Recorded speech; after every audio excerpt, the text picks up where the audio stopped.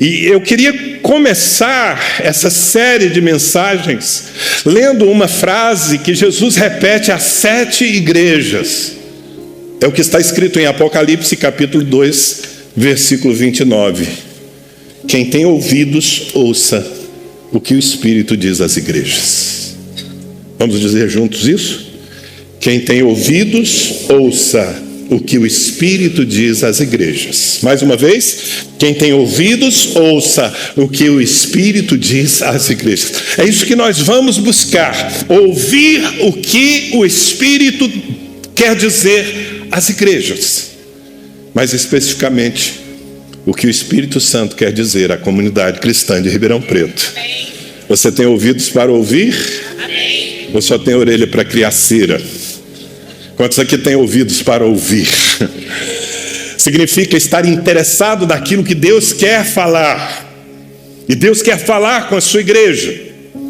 Às vezes Ele vai nos confrontar. Aliás, nós vamos começar por confronto, porque eu começo hoje falando das 7 chagas da igreja, ou das 7 feridas da igreja, que Jesus denuncia para que haja cura. Coisas que poderiam matar, como eu disse, é algo decepcionante saber que 20 séculos atrás, a igreja, mesmo debaixo de perseguição, estava viva na Ásia Menor. Mas hoje ela praticamente não existe. Como assim? E talvez alguém diga, Satanás venceu. Mas veja, eu quero que você entenda que Satanás não tem o poder de destruir a igreja. Satanás não tem nem mesmo o poder de destruir uma comunidade como a nossa, por mais que ele invista nisso. Certa vez Jesus pegou os seus discípulos e os levou ao norte de Israel, a um lugar chamado Bânias, ou Cesareia de Filipe. Ali havia naquela época, e até hoje, eu já estive nesse lugar mais de uma vez, incrustada numa grande montanha rochosa, uma caverna, e nessa caverna havia um templo a deuses cananeus, e ali sacrifícios humanos eram feitos, crianças eram mortas e oferecidas aos deuses. E o povo de Israel, que é um povo monoteísta, que crê apenas no Criador dos céus e da terra, Yahvé, o povo de Israel não gostava de estar naquele lugar. Eles o chamavam de porta do inferno. Tal era o nível de opressão espiritual. Mas Jesus pega os seus discípulos e os leva àquele lugar e faz uma pergunta: quem dizem os homens que eu sou? E os discípulos começam a responder dizendo, uns dizem que tu és um profeta, outros dizem que tu és Elias que voltou. E vão falando das crendices populares. Mas aí Jesus pergunta, mas e quanto a vocês, quem eu sou para vocês? E Pedro, o ousado Pedro, dá um passo à frente e diz, tu és o Cristo, o Filho do Deus vivo.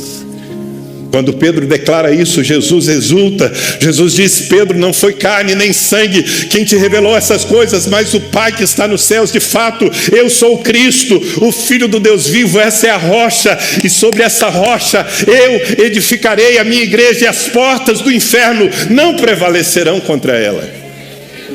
É baseado nisso que eu digo que Satanás não pode destruir a igreja, nem a igreja como um todo, nem uma comunidade local.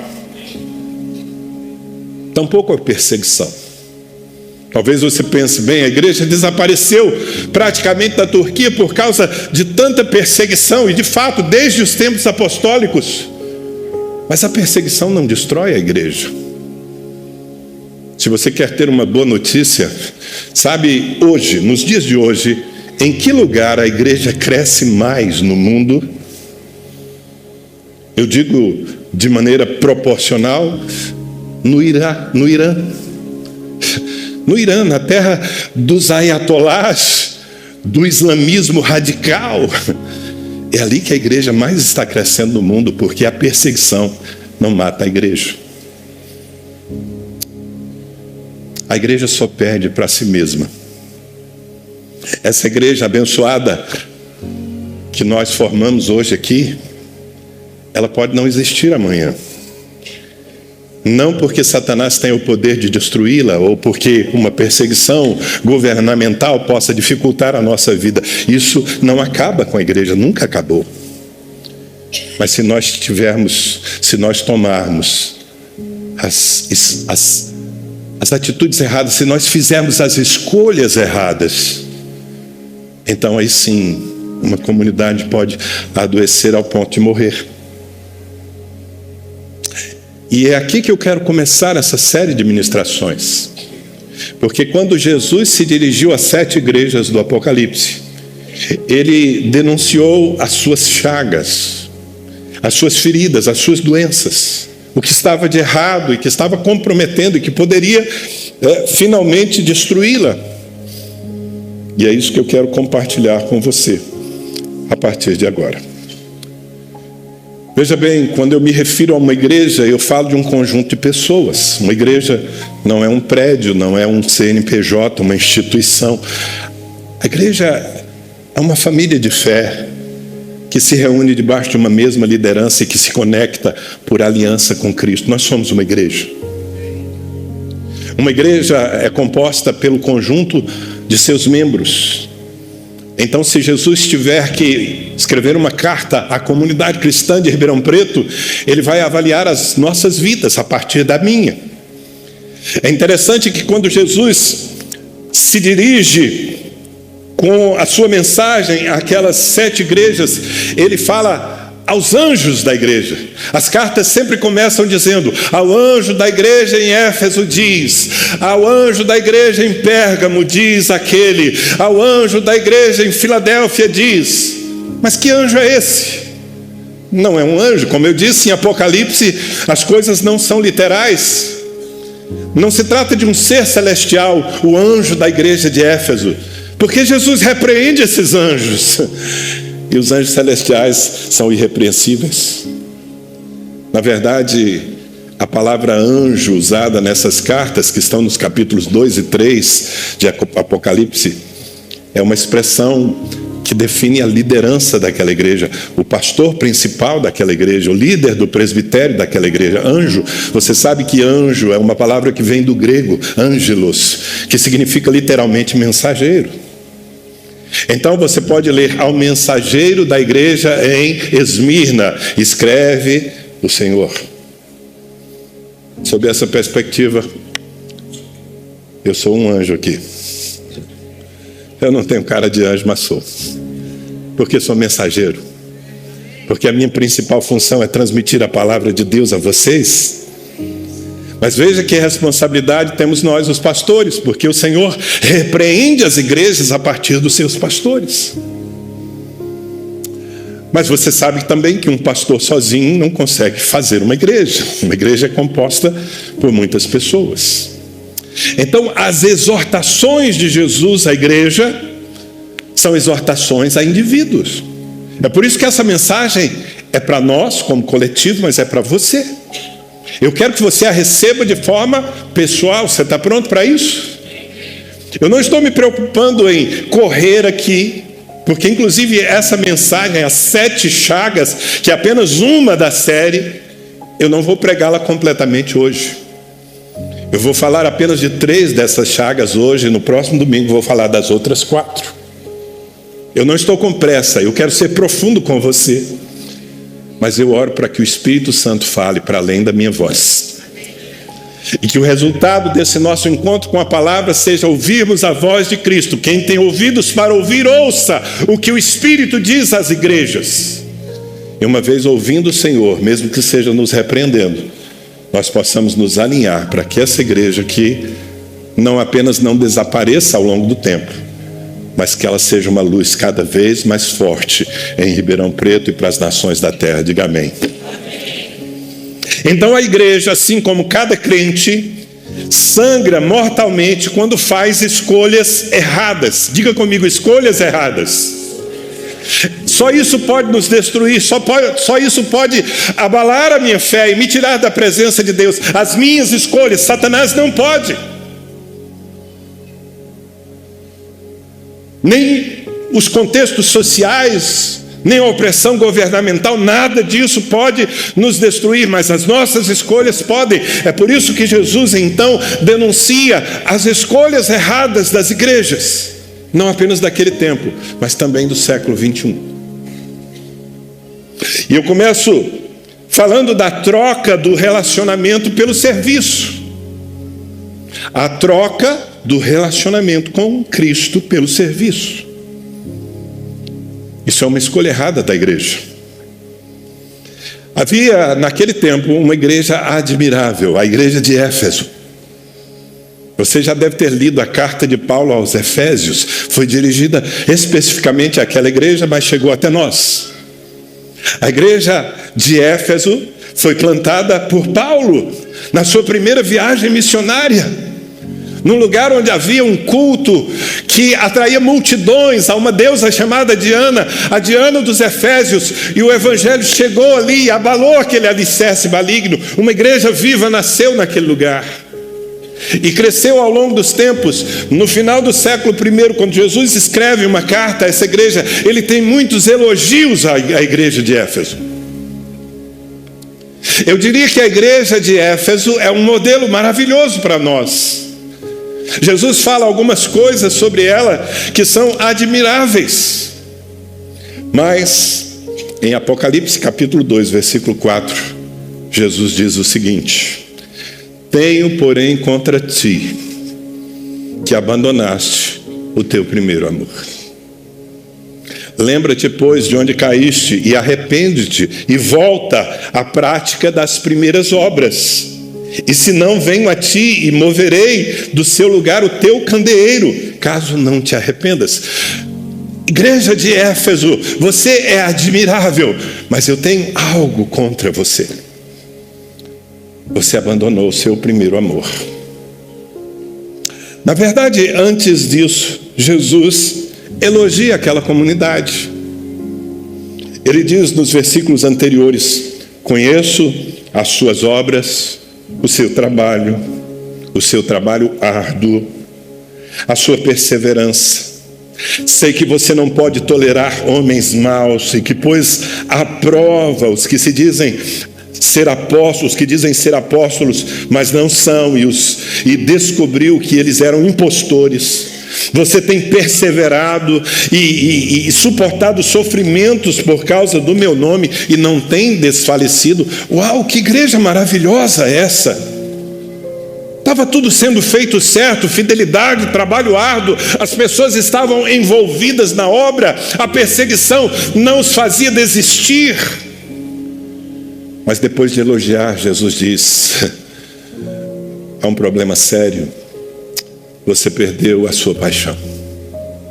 Você está fazendo as coisas certas, mas com a motivação errada. Você perdeu o seu primeiro amor. E queridos, eu gostaria de esclarecer algo que, de certa forma, é um entendimento equivocado no meio dos crentes. Há muitos irmãos que entendem que o primeiro amor é uma fase de empolgação que todo crente vive quando descobre Jesus e o reino de Deus, mas que vai passar. É o primeiro amor. Ele está no primeiro amor. Ele descobriu Jesus agora. Uma hora passa e tudo arrefece e a gente fica um pouco mais normal. Mas eu quero dizer para você que essa é uma interpretação errada. O primeiro amor não é uma fase que naturalmente vai passar. Porque se esse fosse o processo, Jesus não repreenderia essa igreja por ter perdido o primeiro amor. Jesus nunca vai me chamar a atenção porque eu estou envelhecendo. É um processo natural. Jesus não vai chegar para mim e dizer: Danilo, tenho algo contra você. Você está envelhecendo, seus cabelos estão ficando brancos e cada vez mais escassos. Arrependa-se disso. Eu não posso me arrepender de algo sobre o que eu não tenho controle. Então, se Jesus está repreendendo a igreja porque ela perdeu o seu primeiro amor, é porque o primeiro amor não pode ser perdido. Não é primeiro no sentido de sequência, aquele amor inicial. É primeiro no sentido de prioridade. Por que eu faço o que faço? Por que eu sirvo? Por que eu prego o evangelho? Por que eu abro células, casas de paz? Por que eu sirvo os meus irmãos? Por que eu entrego os meus dízimos? Por que eu faço a coisa certa? Veja, amados, se nós fazemos simplesmente por responsabilidade, se nós perdemos a paixão por Cristo, o que nós estamos fazendo perde a sua validação. Deixa eu dizer uma coisa para vocês. Jesus não morreu para ter uma senzala. Você sabe o que é uma senzala? Um lugar onde vivem escravos. Escravos servem para trabalhar, nada mais do que isso. Jesus não morreu por uma senzala. Jesus morreu para ter uma família de muitos filhos semelhantes a Ele, que adoram o Pai e respondem em amor o amor que lhes foi ofertado. O relacionamento que Cristo espera ter comigo, com essa comunidade, é um relacionamento de paixão. Ele nos amou primeiro, o seu amor foi radical, ao ponto de dar a sua própria vida e assumir a indignidade do nosso pecado. E porque Ele nos amou primeiro, a resposta que Ele quer de nós é o amor. Quando a igreja perde a sua paixão por Cristo e ela vive apenas na responsabilidade da fé, ela não atinge o seu alvo. Não, eu não estou dizendo que o serviço não seja importante, que a perseverança na tribulação não seja importante, que o discernimento e a rejeição aos falsos líderes não seja importante. Tudo isso é importante e necessário, mas precisa começar de corações que mantenham a sua paixão pelo Senhor. Quando a igreja perde a sua paixão, quando não há mais brilho nos olhos por fazer aquilo que fazemos, nós estamos frustrando o nosso amado. Tem alguém me entendendo? Então, de uma maneira pessoal, a pergunta é: onde está o seu primeiro amor? Jesus continua sendo a sua prioridade? Você ama estar na sua presença? Você dá valor ao lugar secreto, a fechar a porta do seu quarto, estar apenas com Ele, só para Ele? Você adora porque enxerga a dignidade do Senhor ou porque está acostumado a adorar? A igreja de Éfeso havia trocado o serviço, trocado a paixão pelo serviço. Jesus diz: eu conheço o teu trabalho árduo. Era uma comunidade de gente que se esforçava, mas o primeiro amor não estava mais lá. Você deve se lembrar da história daquelas duas mulheres amigas, discípulas de Jesus, Marta e Maria, duas irmãs. Elas, com seu irmão Lázaro, eram tão íntimas do Senhor que quando ele passava por sua cidade ali pertinho de Jerusalém, ele costumava ficar na casa delas. E um dia Jesus estava lá e Marta estava ocupada com muitas coisas, preparando a comida, arrumando a casa, enquanto Maria estava sentada aos pés de Jesus, completamente dominada pela sua presença. E você que conhece a história sabe que Marta reclamou de Maria, não é? Ela disse: Senhor, repreende a minha irmã, porque eu estou aqui com tanto trabalho, tanta coisa. Eu quero lhe oferecer o melhor, eu quero uma casa limpa, eu quero uma mesa com uma boa comida, mas estou fazendo tudo sozinha. Diga a Marta, diga a Maria que me ajude. E quantos de vocês sabem qual foi a resposta de Jesus? Jesus disse: Marta, Marta, tu estás ansiosa e ocupada em tantos afazeres. Maria escolheu a melhor parte, e isso não lhe será tirada. Antes de uma mesa com boa comida, antes de uma casa limpa, eu quero corações que estejam completamente apaixonados por mim. Parece que na igreja que nós estamos avaliando, a igreja de Éfeso, Marta venceu. Todo mundo trabalhava muito, mas ninguém mais se assentava aos pés de Jesus. E Jesus está dizendo: isso é pecado. Arrepende-te. Lembra-te de onde caíste. Onde é que você trocou as prioridades? Onde foi que você encontrou algo mais importante do que estar comigo, estar na minha presença e viver uma aliança de amor comigo? Lembra-te de onde caíste, volta, arrepende-te, volta à prática das primeiras obras. As primeiras obras não eram a do serviço, eram as obras da devoção, do estar com Ele, em jejum, em oração, em adoração, em contemplação. A igreja morre, queridos, quando ela troca a paixão pelo serviço. Essa era uma chaga que precisava ser curada e que precisa ser curada em muitos espaços, talvez na vida de alguns aqui. Nós precisamos perguntar: será que a comunidade cristã se tornou uma igreja de tanto trabalho e pouca paixão?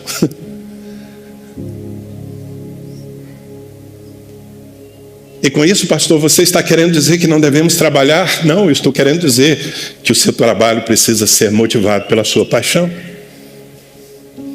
Percebe que uma coisa não anula a outra?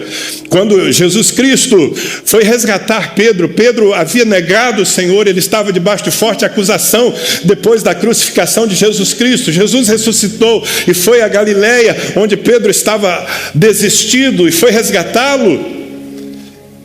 E qual foi a pergunta que Jesus fez a Pedro naquela crise? Você se lembra? Pedro, tu me amas? E Pedro agora estava inseguro, estava tímido, ele havia negado o Senhor, ele não tinha coragem de dizer eu te amo. Ele dizia: Senhor, tu sabes que eu te amo, mas o meu amor é imperfeito. E cada vez que Jesus ouvia Pedro dizer eu te amo, ainda que com amor imperfeito, Jesus respondia: então apacenta as minhas ovelhas. Sabe qual é o significado desse diálogo? Pedro, se você me ama, então cumpre o ministério. Veja, a pergunta de Jesus a Pedro: Pedro havia deixado o ministério, tinha voltado a pescar, lembra? Que o Senhor o havia tirado do barco para que ele se tornasse um pescador de homens. Mas a pergunta que Jesus foi fazer para ele não foi: Pedro, por que você deixou o seu ministério? Pedro, por que você não está apacentando as minhas ovelhas? Não, a pergunta que interessava, a pergunta que sempre interessa é: Pedro, você me ama? Gabriel, você me ama? Então se você me ama, sirva-me. É o seu amor que valida o seu serviço. Tem alguém me entendendo? Se não tem amor, não vale. Essa é a essência da mensagem que Paulo traz, escrevendo a sua carta aos Coríntios, no famoso capítulo 13, o capítulo do amor. Em 1 Coríntios 13, versículo 3, Paulo diz o seguinte: veja, se desse tudo o que tenho aos pobres, e até entregasse o meu corpo para ser queimado, e não tivesse amor, nada disso me adiantaria. O que valida tudo na presença de Deus é o nosso amor, queridos. Trazer o seu dízimo semana após semana, mês após mês, sem amar a Jesus, é só uma oferta financeira, não toca o céu. Deus ama ao que dá com alegria. Tem alguém me entendendo?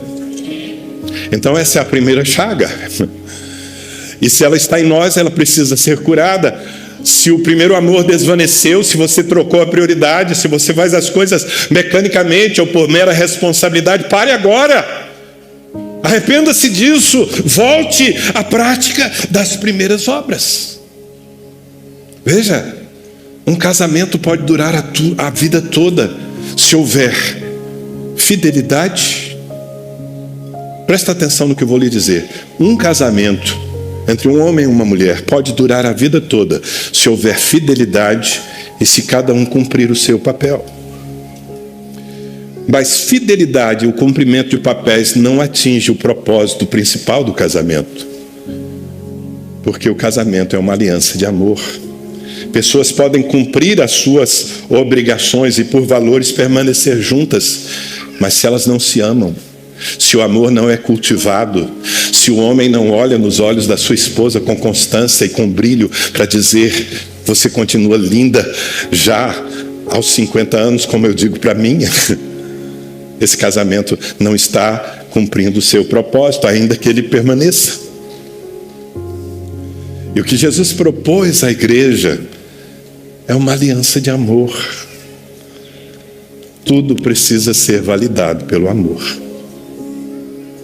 Então a pergunta que eu lhe faço é: em que nível está o seu amor por Cristo? Essa é a pergunta. Bem, a segunda chaga que Jesus denuncia nas igrejas, e a igreja, quem tem ouvidos para ouvir, ouça, é a troca da santidade pelo liberalismo ou pelo mundanismo.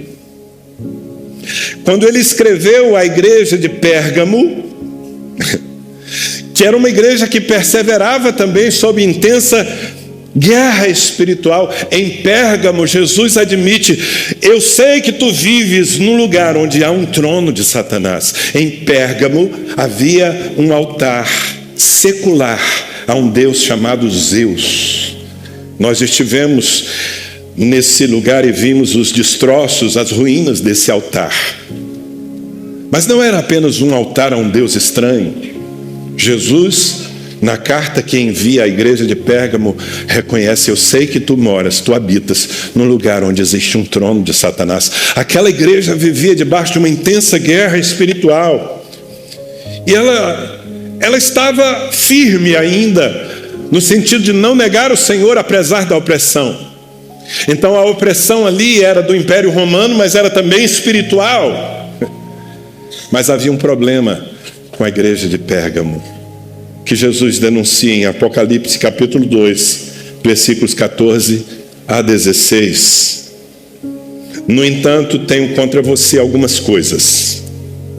Você tem aí pessoas que se apegam aos ensinos de Balaão, que ensinou Balaque a armar ciladas contra os israelitas, induzindo-os a comer alimentos sacrificados a ídolos e a praticar imoralidade sexual. De igual modo, você tem também os que se apegam aos ensinos dos nicolaítas. Portanto, arrependa-se, senão virei em breve até você e lutarei contra eles com a espada da minha boca. Jesus está ameaçando a igreja de Pérgamo. E qual era o problema ali? O problema era um ensino distorcido, que Jesus chama de doutrina de Balaão, ou de doutrina dos nicolaítas. Eu preciso explicar isso porque a maioria não tem esse conhecimento. Quem foi Balaão? Ele aqui é uma figura, como aliás a maioria das coisas no livro. Balaão foi um profeta que aparece lá no livro de Números, no Antigo Testamento, que foi contratado pelos inimigos de Israel para amaldiçoar o povo de Deus. Então Balaque, inimigo de Israel, contratou Balaão, profeta, para amaldiçoar Israel. Mas ninguém amaldiçoa aquele que é abençoado por Deus. E Balaão não conseguia amaldiçoar Israel. Ele subia ao monte para amaldiçoar, mas só vinha palavra de bênção. É assim sobre a sua vida: praga alguma chegará à sua tenda. Se você é abençoado por Deus, Satanás não pode lhe amaldiçoar. Mas então, não podendo amaldiçoar o povo de Deus, Balaão dá um conselho a Balaque.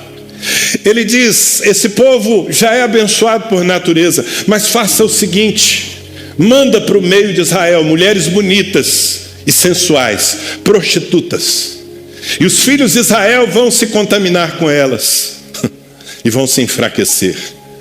Dito e feito. Então a imoralidade sexual entrou no meio do povo de Deus através do conselho de Balaão.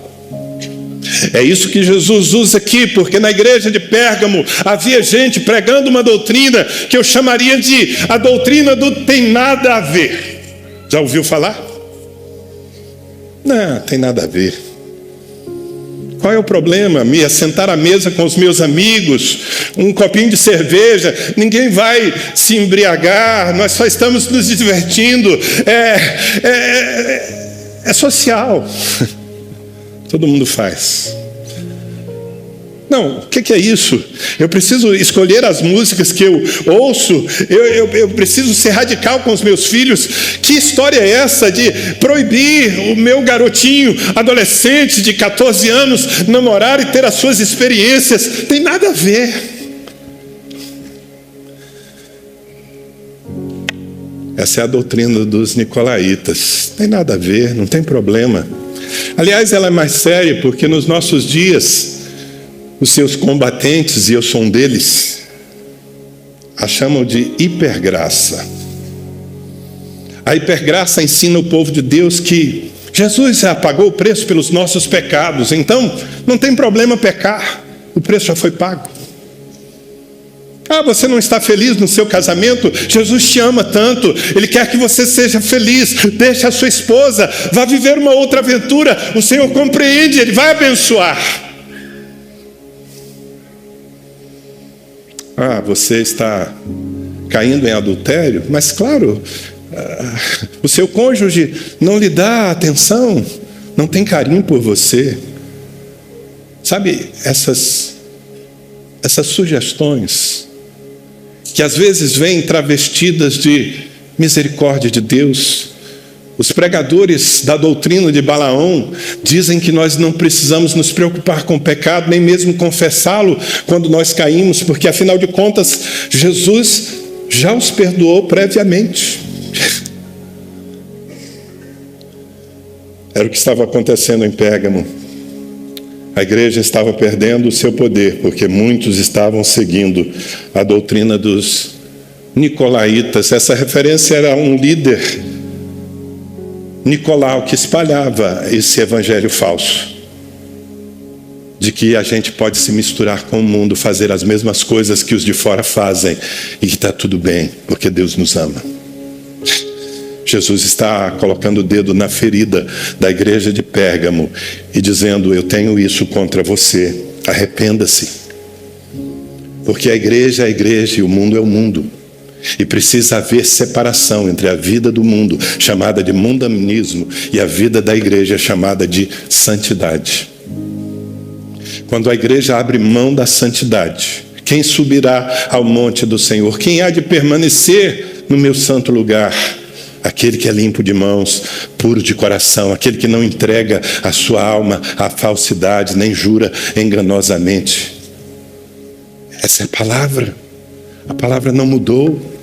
Jesus disse: sede santos como santo é o vosso Pai Celeste. Segui a paz com todos e a santificação, escreveu o apóstolo Paulo, sem a qual ninguém verá o Senhor. Quando a igreja abre mão da mensagem da santidade para abrigar o mundanismo, quando a mensagem da igreja é: venham para cá, todos vocês que querem, não precisa mudar de vida, pode continuar sendo aquilo que você sempre foi, Jesus te ama. Jesus virá a essa igreja e pelejará contra ela com a espada da sua boca, que é a palavra de Deus. Essa é uma chaga, irmãos. Se nós não queremos que ela seja aberta nessa comunidade, eu não posso cuidar da igreja do Senhor em Ribeirão Preto, tampouco da igreja do Senhor no Brasil, mas eu tenho a responsabilidade com o grupo de pastores que Deus levantou ao meu lado de cuidar dessa comunidade aqui. E nós estamos decididos a rejeitar a doutrina dos nicolaítas. Balaão não vai pregar nesse púlpito, porque nós queremos mais do que popularidade. A doutrina de Balaão atrai as pessoas porque não há preço a pagar, não há renúncia a fazer. Eu posso continuar vivendo a minha vida depravada e dizendo que eu sou um cristão. E se nós abrirmos esse leque, nós vamos ter a casa sempre cheia, porque há muita gente querendo apenas, uma forma de aquietar a sua consciência culpada com um evangelho falso. O apóstolo Paulo disse que nos últimos dias as pessoas buscariam mestres que falassem conforme os seus os seus próprios corações, Mas a minha escolha é falar a verdade sempre para vocês. E a escolha dessa igreja será, e eu espero que você diga amém de todo o seu coração, a escolha dessa igreja será viver uma vida diferente da vida dos mundanos. O interessante é que, quando Jesus denuncia o pecado e a imoralidade em Pérgamo, ele vai direto na raiz, ele fala de uma doutrina, de um ensino, de uma forma de pensar que estava seduzindo a mente dos cristãos. Escuta aqui o que eu vou lhe falar, é a palavra pura de Deus, que ninguém pode revogar. Se você quer andar com Cristo, você precisa renunciar a toda forma de pecado. Não, você não vai se tornar impecável, nenhum de nós é. Mas se cairmos, Ele é fiel e justo para nos perdoar os pecados, se nós os confessarmos. Arrependimento continua sendo parte da nossa vida. A terceira chaga, e eu vou terminar com ela nessa noite, mas seguir na próxima semana lá no Campus Leste. A terceira chaga foi a troca da disciplina pela tolerância. Disciplina versus tolerância. Veja o que Jesus diz a uma outra igreja da Ásia, a igreja de Tiatira. Nós também estivemos lá. Tiatira, na verdade, nem existe mais, mas estivemos no lugar onde essa cidade floresceu. Ele diz em Apocalipse 2, 20 até o 23: no entanto, contra você tenho isto: você tolera Jezabel, aquela mulher que se diz profetiza. Com seus ensinos, ela induz os meus servos à imoralidade sexual e a comerem alimentos sacrificados aos ídolos. Dei-lhe tempo para que se arrependesse da sua imoralidade sexual, mas ela não quer se arrepender. Por isso, vou fazê-la adoecer e trarei grande sofrimento aos que cometem adultério com ela, a não ser que se arrependam das obras que ela pratica. Matarei os filhos dessa mulher. Então todas as igrejas saberão que eu sou aquele que sonda mentes e corações, e retribuirei a cada um de vocês de acordo com as suas obras. Veja que Jesus está sendo muito duro. E eu quero pedir para você apenas um pouco de paciência, porque eu resolvi começar pelas chagas da igreja. Então é palavra de muito confronto, para nos alinharmos. Mas eu também quero falar sobre os elogios que Jesus fez às igrejas e sobre as promessas que Ele fez às igrejas, e tem muita coisa maravilhosa para ouvir. Mas comecemos aqui, sendo confrontados. E qual era o problema da igreja em Tiatira, que segue sendo o problema de grande parte das igrejas do Senhor, mesmo no nosso tempo? A tolerância. Veja, havia uma pessoa, uma mulher naquela igreja que era mística. Jesus a denomina Jezabel, mas eu acredito que o nome dela não fosse esse. Jezabel é um símbolo. Quem conhece a Bíblia sabe que houve uma Jezabel lá no Antigo Testamento, mulher de Acabe, pagã, que levou Israel para a prostituição espiritual, que perseguia os profetas de Deus e sustentava os profetas falsos. Perseguiu inclusive o profeta Elias. Quantos aqui já leram sobre Jezabel? Mulher de Acabe, o seu marido não governava a sua casa, era um banana. Aliás, sempre ao lado de uma Jezabel tem um Acabe. E Jesus usa a figura dessa mulher do Antigo Testamento para denunciar uma liderança que estava dentro da igreja de Tiatira. E essa liderança usava do misticismo para seduzir os crentes. Irmãos, deixa eu falar uma coisa para vocês: misticismo não é de Deus. Sobrenatural é de Deus. Nós somos uma igreja que crê no sobrenatural. Posso ouvir um amém? Nós cremos em milagres, nós cremos em profecia, nós cremos em revelação, nós cremos em cura, nós cremos que o Espírito Santo está no meio da igreja para produzir sinais e maravilhas. Nós não desprezamos profecias, mas em tudo nós colocamos discernimento e a tudo nós julgamos pela palavra de Deus. Quando passa disso, vira misticismo, manipulação de pessoas por meio do sobrenatural. Hoje existem muitos ministérios que estão debaixo do espírito de Jezabel. Há um líder carismático fazendo milagres, dando revelações, mas por trás disso ele usa todo esse poder de sedução para levar o povo ao pecado. Era o que acontecia com essa mulher. Ela se dizia profetisa, mas não era. Era uma falsa profetisa. E muita gente embarcava na dela. Aqui eu quero fazer um alerta, porque algumas pessoas são extremamente suscetíveis a esse tipo de manipulação. Há crentes que não querem crescer. Há crentes que não querem aprender a ouvir a voz de Deus. Veja, Jesus Cristo disse: as minhas ovelhas ouvem a minha voz e elas me seguem. O meu papel não é substituir Deus na sua vida. Embora eu seja um mensageiro, um pregador da palavra, o meu papel não é ser um intérprete de Deus para você. O meu papel é ensinar você a ouvir a voz do seu Senhor. O meu papel é estimular que você seja servo da palavra, e a palavra está na sua Bíblia. Eu sempre conto aqui a história de um casal que frequentava essa igreja, confiava muito em mim, Mônica, e um dia, precisando tomar uma decisão importante sobre permanecer nessa cidade ou se mudar, uma porta havia se aberto em outra cidade. Eles me telefonaram e aquela irmã disse: pastor, você sabe que nós confiamos muito em você. Você é como um pai para nós. E nós precisamos tomar uma decisão muito importante. Nós queríamos sentar com você e nós já conversamos aqui. Aquilo que você nos falar, nós entenderemos que é Deus. Eu disse: pode parar. Eu não sou Deus. Eu não estou aqui para dirigir a sua vida.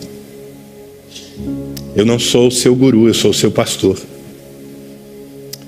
Se você quer sentar comigo, eu vou fazer com prazer. Eu posso lhe ajudar a pensar. Eu posso orar com você para que Deus fale ao seu coração e ao do seu marido. Mas eu me recuso a ser Deus na sua vida. Eu não sou Deus. Mas há líderes que gostam de ser Deus na vida dos outros. Há muito disso na igreja. É o espírito de Jezabel. Aliás, Jesus denuncia Jezabel. Ele diz que aqueles que a seguem estão sempre em busca das profundezas de Satanás. Muito cuidado, queridos, com espíritos manipuladores. Liderar é uma coisa, substituir Deus na igreja, na família, é outra coisa. Isso é idolatria. E, infelizmente, muitos crentes preferem ter um ídolo. Alguém para quem eles terceirizem a responsabilidade de ouvir o Senhor. Mas o Senhor espera que você cresça. É claro, se você é infantil na fé, você precisa de ajuda. Eu tenho lá o meu netinho e eu estou tentando ajudar os seus pais a ensiná-lo a entender as palavras e a falar as palavras. Ele ainda não sabe. É uma fase de infantilidade, mas o que se espera é que em algum tempo ele entenda tudo e ele tome as suas próprias decisões. Assim deve ser a igreja. O problema da igreja de Tiatira é que era uma igreja mística, manipulada por uma líder. E o pior de tudo, o ensino dessa líder levava as pessoas a se contaminarem com as coisas sacrificadas aos ídolos e com a prostituição. Mas quando Jesus repreende o pastor dessa igreja, ele está dizendo: o que eu tenho contra você é que você tolera Jezabel. Não era só o fato de que essa liderança estava lá, O problema maior é que essa liderança era tolerada. Irmãos, eu quero que vocês entendam muito bem, uma igreja saudável não pode ser nem uma igreja intolerante e nem uma igreja tolerante. Não entendi, pastor. Não pode ser nem intolerante nem intolerante, é isso aí. Uma igreja saudável, sabe qual é a atitude dela com alguém que está no erro, que está pecando? Procurar restaurar aquela pessoa. Porque se for uma igreja com pedras nas mãos para apedrejar aquele que cai, então ela se tornou uma igreja intolerante. Essa igreja não tem a graça de Cristo. Jesus quer sempre levantar o caído. Jesus nos ensinou a tratar o pecado na igreja. E a cartilha é muito simples. Foi Jesus quem falou: se teu irmão pecar, vai e repreende-o entre ti e ele só. Se ele te ouvir, terás ganho o teu irmão. Portanto, é uma responsabilidade mútua entre nós, cuidarmos da vida uns dos outros, não no mau sentido de ficarmos especulando a vida alheia, mas se nós soubemos que o nosso irmão pecou, nós precisamos ajudá-lo a se levantar, repreendê-lo. Você está errado. Jesus disse: repreende o teu irmão, se ele te ouvir, terás ganho o teu irmão. Se ele não te ouvir, leva contigo uma ou duas testemunhas, e se ele recusar ouvi-las, leva esse caso à igreja. Mas chega uma hora que Jesus disse: se ele recusar ouvir a igreja, considera-o gentil e publicano, considera-o incrédulo. Ele não quer ouvir a igreja, ele não quer se levantar do pecado, ele quer continuar no erro. Esse era o problema de Jezabel, ela continuava. Deus lhe havia dado tempo para que se arrependesse, ela não se arrependia, continuava com a sua prostituição e o seu ensino falso. E a igreja de Tiatira e os pastores de Tiatira eram tolerantes. É por isso que eu digo que a igreja não pode ser intolerante ao ponto de não estender a mão e fazer todo o possível para levantar o que caiu. Mas ela não pode ser tolerante ao ponto de permitir que um pecado esteja sendo disseminado no seu seio sem que tome providências. Tem alguém me entendendo? É esse tipo de comunidade que nós queremos ser. Se alguém aqui cair, nós queremos ser a cara do amor de Deus, dizendo: ei, levante-se, arrependa-se, nós estamos aqui para lhe ajudar. Mas se alguém caído resiste a se levantar, nós precisamos ser, escuta aqui, isso não está na moda. A igreja, de uma forma geral, nesse contexto, se parece mais com a igreja de Tiatira. Chega uma hora que nós precisamos mostrar para algumas pessoas a porta da igreja. Se você quer continuar pecando, não vai ser aqui, você vai sair.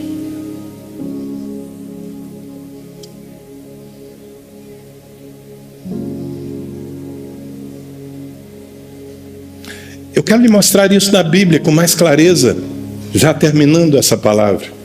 Na verdade, terminando a primeira parte dessa palavra. Assim como em Tiatira, a igreja de Corinto, nós temos duas cartas escritas, não no Apocalipse, no Novo Testamento, aos Coríntios.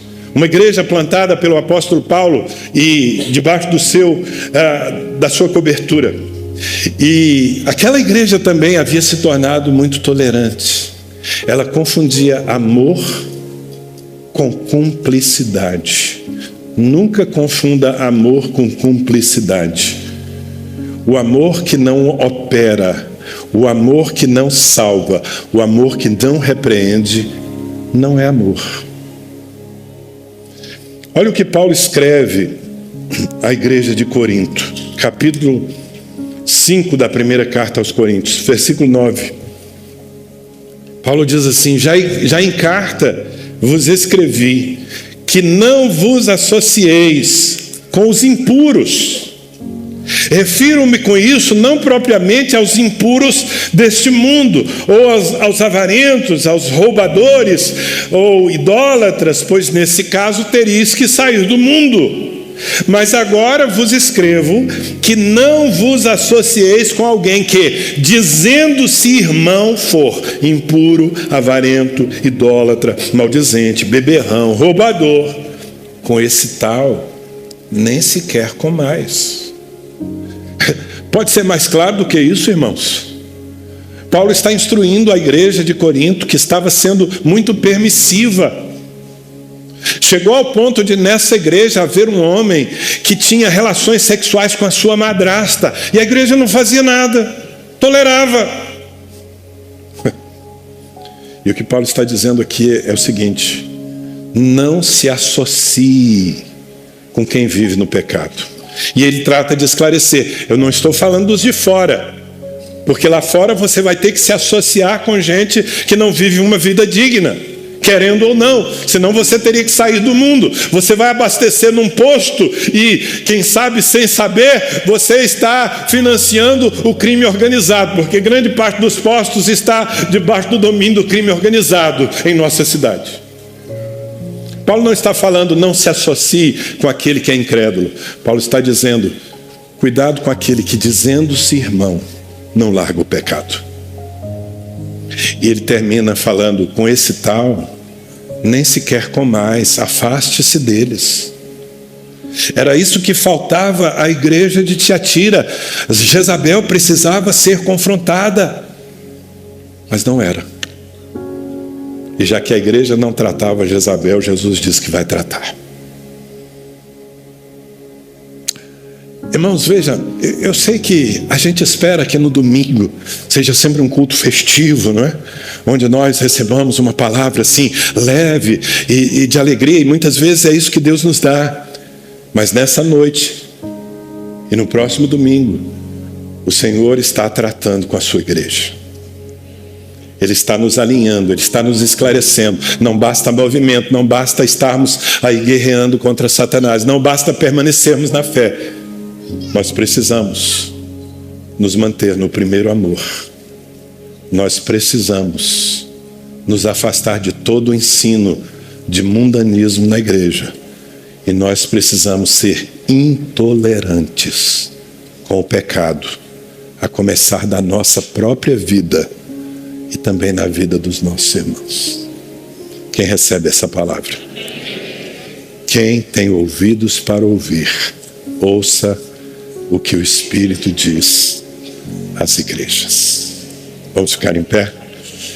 Enquanto os músicos tomam o seu lugar aqui, eu gostaria de lhe incentivar antes de sairmos desse lugar, usarmos alguns minutos de oração, porque, de novo, eu tenho dado a minha vida por essa comunidade, irmãos. Eu estou completando os meus 60 anos em dezembro, com a graça de Deus. Eu cheguei aqui com 20 para plantar essa igreja. E eu tenho procurado dar o meu melhor, com muitas falhas. Assim comigo os pastores que Deus levantou nessa casa. Eu penso que Jesus está às portas. Os sinais indicam que temos tudo para ver nessa geração, Senhor Jesus, voltando a essa terra, para estabelecer o seu reino definitivamente. Mas se isso não acontecer, eu espero que daqui 10, 15, 20 anos, 50, quando eu não estiver mais aqui,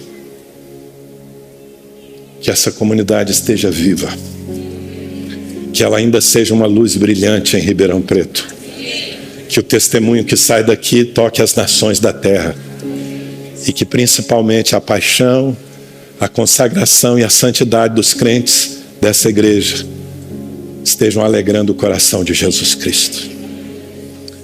É para isso que nós fomos plantados.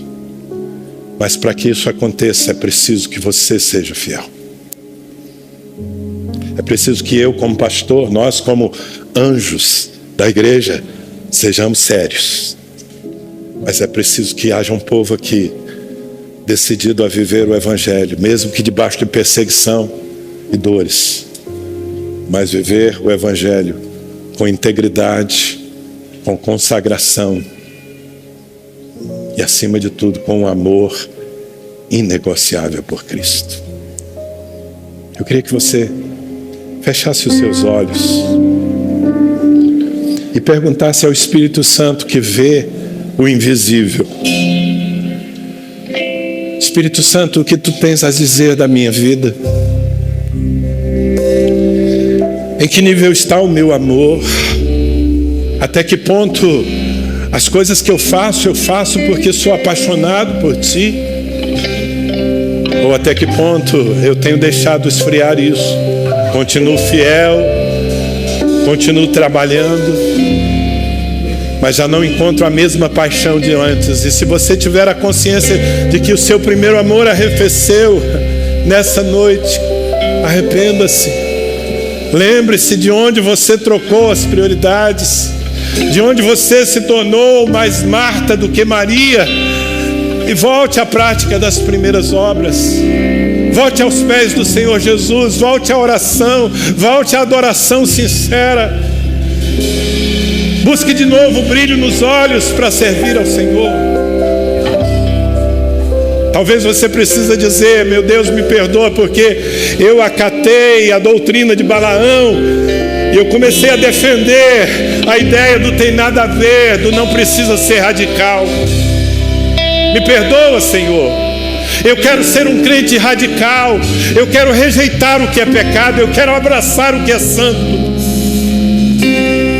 Eu quero amar os do mundo, mas eu quero rejeitar o mundanismo.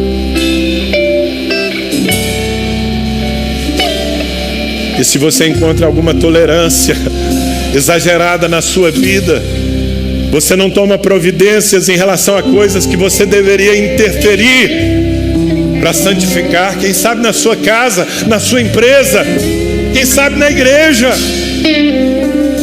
Então peça perdão a Deus e se alinhe. Diga: Senhor, eu sou membro de um corpo, eu vou defender esse corpo de todo elemento estranho, de todo pecado. Enquanto somos conduzidos nessa canção, tenha um novo encontro com Jesus Cristo agora, em nome de Jesus. Eu quero que você se envolva com o Espírito Santo. Esteja você aí nas cadeiras, esteja você acompanhando de longe esse culto pela internet, esteja você aqui perto do altar, consertando algo na sua vida. Veja, há uma palavra que Jesus repete muitas vezes nas cartas às 7 igrejas. A palavra é: arrepende-te. Arrepende-te. E mesmo quando Jesus está sendo duro, Ele está manifestando a sua graça. Ele chega a dizer a uma das igrejas: eu disciplino aqueles a quem eu amo. Quando o Senhor nos confronta, Ele quer simplesmente que nós voltemos ao lugar certo, à postura certa, ao coração certo, à mentalidade certa. Eu me junto a vocês que estão aqui corajosamente no altar, dizendo: Senhor, eu acato a Tua palavra. Eu me arrependo de fazer as coisas por simples mecânica. Eu me arrependo de ter deixado a paixão em segundo plano. Eu me arrependo do mundanismo, do pecado. Eu me arrependo de defender a doutrina de Balaão muitas vezes. Senhor, aqui está o Teu povo se consertando, e aqui estamos todos nós, vulneráveis. Eu não me sinto completamente imune a essas coisas. Eu preciso da Tua graça para me manter apaixonado sempre. Eu preciso da Tua graça para ser intolerante com o pecado, a começar da minha própria vida. Eu preciso da Tua graça para confrontar todo ensino ruim. Nos ajuda, Senhor. Recebe o arrependimento daquele que vem ao altar se arrependendo. Que a partir disso, Senhor, se abra de novo uma fonte de paixão. Que o primeiro amor volte a ser o combustível, ser o motivo pelo qual nós nos esforçamos, a validação da nossa obra. Renova o amor, Senhor. Renova em todos nós o amor por Cristo. Seja sempre o centro, o propósito. Seja sempre, Senhor, o nosso alvo. Quebra o poder do pecado, do engano, da mentira, da prostituição, da pornografia, da imoralidade sexual, da contaminação com o mundo. Quebra o poder dessas coisas em nossas vidas, Senhor. Nessa noite te pedimos, cala a voz de Jezabel. Se ela está falando em algum lugar desta casa, nós a repreendemos em nome de Jesus. Desmascaramos sua mentira e nós rejeitamos o seu misticismo. Nós ficamos com o poder do Espírito Santo, com a profecia que vem para consolar, para exortar, para edificar, Senhor. Ajuda-nos a ser uma igreja onde o Senhor encontra sempre prazer. Ajuda-nos a ser um povo aprovado nessa terra. Dá-nos força para suportar a perseguição, as tribulações, as angústias. E dá-nos vitória contra o pecado, contra o inferno e contra o mundo, que são nossos inimigos. É a minha oração junto com os meus irmãos, em nome de Jesus. Diga em nome de Jesus. Amém. Você recebe a palavra, permite que ela seja gravada no seu coração. Que o Senhor te abençoe, que o Senhor abençoe vocês.